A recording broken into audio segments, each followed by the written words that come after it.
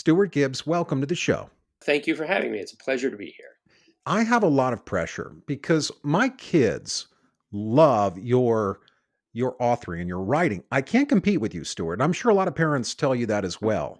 Well, that's very kind of you to say. There's sort of a brief window I had with my own kids where it was pretty cool, and then it got really embarrassing for them. Really embarrassing. But does it come with a lot of pressure? I mean, you do a book, it's amazing, or at least you're getting great feedback and like you got to keep delivering, dude. Like that's intense.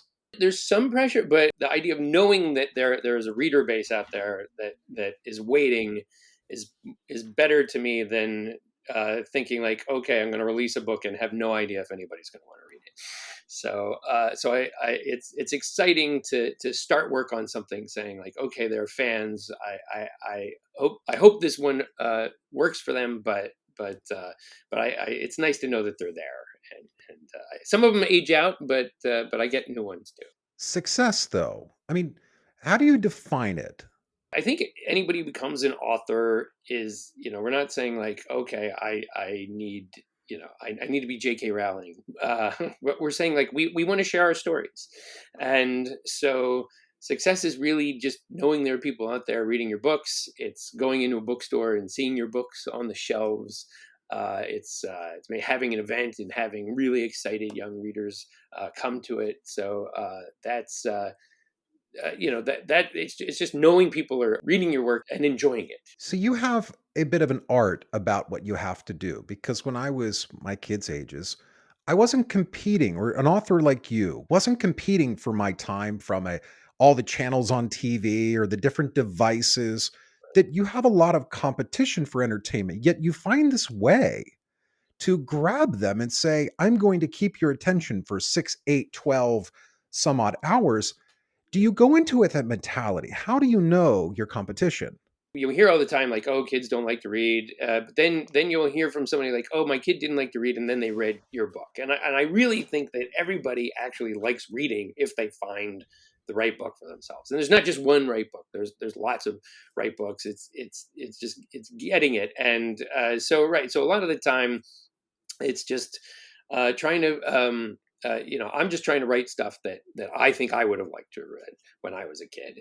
And it is tough to get that first. It's really like the hardest thing is get that kid to crack the front cover, open that up, and start reading. But if you can get them to do that, then a lot of the time you try to hook them in as fast as possible, have a great first line, start the story running as fast as you can, and if you can do that, then maybe you can hook those kids.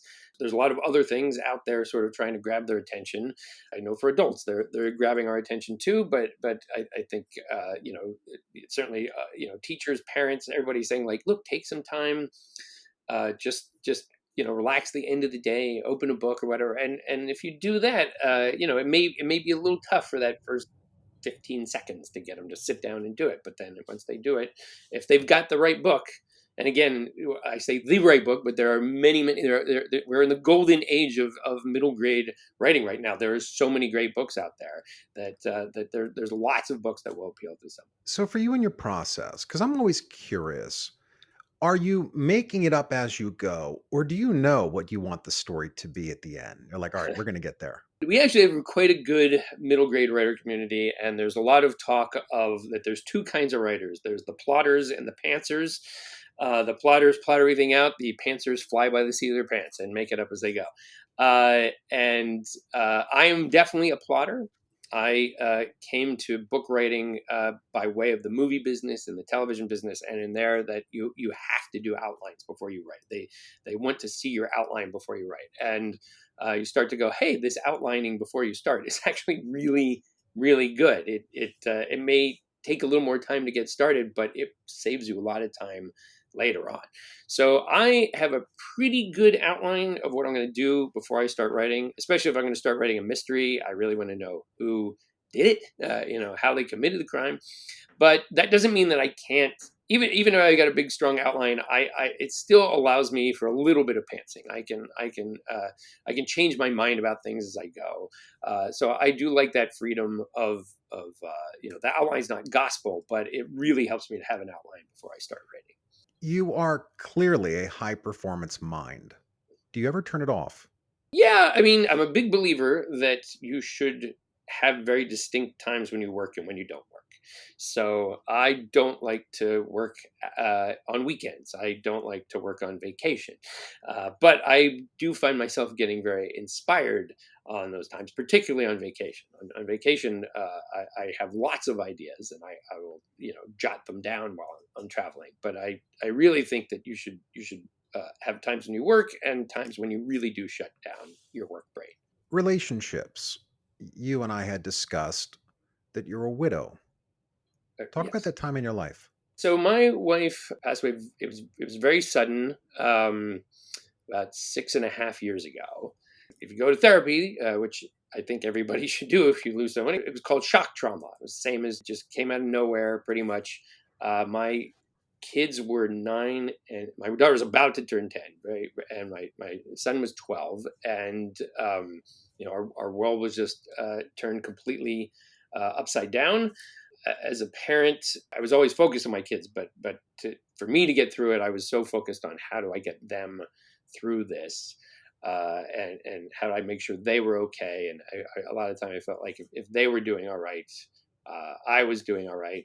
Yeah, it was brutal. We're all going to lose somebody at some point in your life. It was just my wife was gone way too soon. From a work perspective, I'll say it was interesting because I really did wonder, like, will I ever be able to write again? And about 3 weeks after my wife had passed, I realized that work was actually an escape. I get to create these amazing worlds and go off into this kind of fantasy land, and that seemed much more appealing to me than what most of my day was, which was a lot of like dealing with the insurance company. One of the shocking things about people pass away all the time is how ill prepared almost every single corporation in America was to deal with that. I spent so much time dealing with, like, the people working for them were humane, but the corporations were surprisingly not thoughtful at all. There was a time of just saying, like, it made sense for my kids to go back to school, and I was like, I would rather write a spy school, write a FunJungle, and go off into this fantasy world and write for a while. That became your self care plan. Yes, yeah, I really did, really did. Did it change for you, though, writing? I don't think it really did. I think there was a period there where I had to sort of figure out how to get going again. There is this one irony where when I set out to start my books, I realized there were an awful lot of books where orphan heroes in middle grade, kids with one parent, and I thought, you know what I'm going to do? I'm gonna give my heroes parents that they can go to. They're gonna have two parents. They're gonna come from these solid families. Spy School, you don't see the parents a lot, but he's come from a solid family, and his parents do show up eventually. It was very important to me to say, like, look, there's nuclear families out there. There's families where the kid can, if he's got a problem, he can go to his parents and ask for help, which is a big part of the FunJungle series, and actually my Moonbase Alpha series as well. And then all of a sudden my kids end up like being those kids who have lost a parent, and I thought, even though I know this world now, I still don't necessarily, I'm not going to kill off a parent in the book. I still want my heroes to have both parents and have that kind of structure in their lives. Have any of your family members ever made it into your books?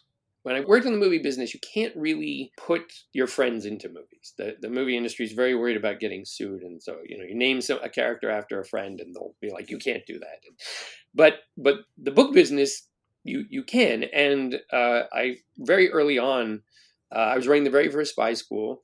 My son was quite young, and I thought for fun I would just stick him in. He would just make a little cameo with his sister in the book, along with some other kids that I knew. I got to read my own book to him when he was probably like 4, and which was just the greatest joy ever. And I read the line where he shows up, and I look at him and I go, "Hey, that's pretty cool, right?" And he goes, "Yeah.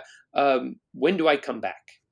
And I thought, "Oh no, I that was it." Just a little pressure. Just a little pressure. So then I decided to sort of slip him and his sister in slightly larger roles, name some characters after in the FunJungle series, and then even that wasn't quite enough. So in the Moonbase Alpha series, my son is basically the hero of that series. He has a little sister who is my daughter, more. My niece, Kira, also appears in that series as well. So your kids are older today. Yes. They've seen you grow, I imagine. They've seen your success come. What's it been like for them to watch? I think because they were so young when it started that they didn't really see, like, for me it was a very, it's been a slow uphill to where I am, and it wasn't instantaneous. It took a lot of effort on my behalf and on my publisher's behalf, and lots of people there.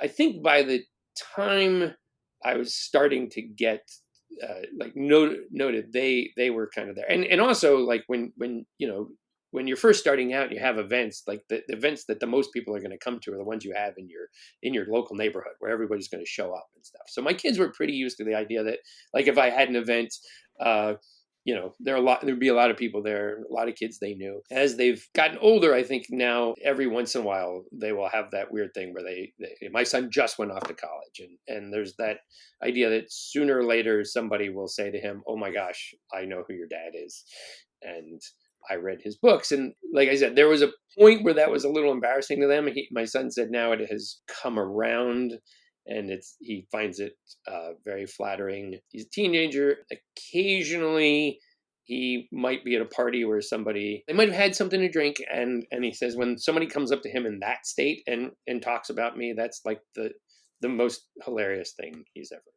Do encountered. you feel like you've made it? I mean, you've sold countless books. You have built an incredible reputation. Do you feel successful at this stage? Yeah, oh yeah, I absolutely do. I'm very happy with where I am. I want to keep it going for sure. Yeah, but I feel very fortunate. So when you say keep it going, how long? Because I'm reading a book right now and it's really good by Stephen King. Oh And yeah. it is my first book I've ever read by Stephen King, and it's called Oh my goodness. Fairy Tales. Oh yeah. It's exceptional. It's 600 pages. I never thought I would read a 600-page book before, and I like to read because I don't know how many books let's say 80. I need to some number. Like, I think he's around there. Yeah. how many is it for you? Like, when will enough be enough? I don't know. That's one of the great things about being a writer, is that there's really not a built-in retirement age. And a lot of us will probably have the freedom to just keep writing as long as we want to keep writing. I have a very good friend, fellow middle grade writer, guy named Gordon Corman, who first got published when he was 13. So Gordon is not that much older than me, but has just published his 104th book. Uh, and I actually had teased Gordon one day because I called him up and I said, like, "Do you know who's published more books, you or Stephen King?" He was like, "Stephen King, obviously." I was like, "No, Gordon, like, you're way ahead of him." I'm not going to get to 104. I don't have a number in there, but I've got a lot of ideas still, and I might slow down as I get older, but I don't really. If I could just keep doing this for as long as I can, that would be fantastic. Well, I hope you can keep it going for at least another 15 to 20 plus years. So my grandkids at that stage, yes, I'm saying it's going to take a couple years, but my grandkids will be able to learn from a master like you. Thank you as a parent, as someone that likes to see that good still exists in the world and that there can still be something wholesome, some storylines of the nuclear family. Thank you for being a giver. Thank you for being a learner. And thank you so much for sharing your story with us today. Well, thank you for having me on. It's been a real pleasure.